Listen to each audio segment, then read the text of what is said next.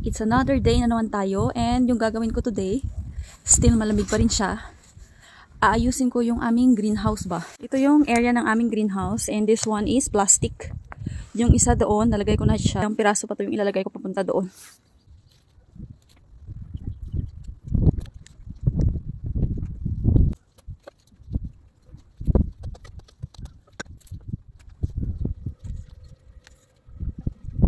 Ang hirap pala niya itayo. Dapat may kasama ka pala doon na magpatayo nito. Choice, yung asawa ko na lang yung gagawa nito. Gagawa ako dito ng mag-cultivate pala ako ng lupa para pagtaniman ko ng mga strawberry.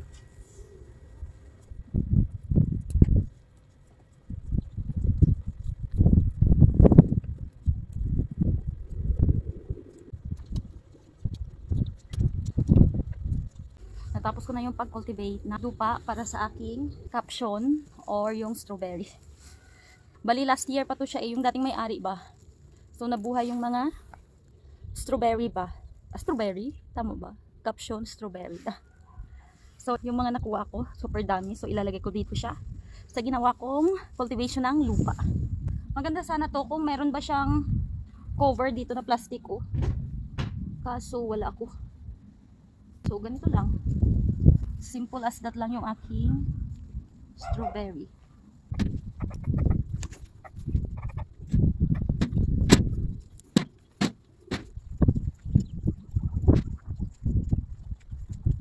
Yan na yung aking strawberry. Natanim ko na siya. Meron pala ako ditong ahos. Magtatanim na rin ako ng ahos ba dito sa aming garden. Ang bilis talagang magpalit ng weather dito sa amin ba. Wala akong upuan. Ngayon mainit na siya. Ito ako magtanim ng ostoroy or ng ahos. Tapos tabunan ko lang. Iba-iba naman tayo ng way ng pagtatanim ng ahos. Pero sa akin ganito. Hindi pwedeng mawala ang ahos tsaka bumbay sa pagtatanim dito sa aming garden kasi kailangan. Yan yung kadalasan natin ginagamit sa ating pagluluto. Gumawa ako ng another bed ba para pagtamnan ko ng sibuyas.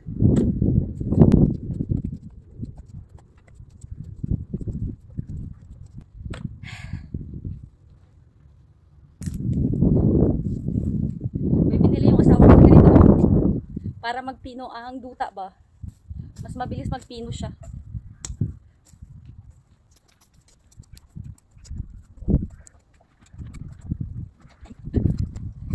Gumawa ako ng another bed because of this. Parang panyata tuwi ng ahos. Pero tubo na siya. Yung gagawin ko dito is puputulin ko to siya. Tapos itatanim ko ulit. Itingnan ko kung mabuhay ba. Kasi meron naman siya ugat. So let's try.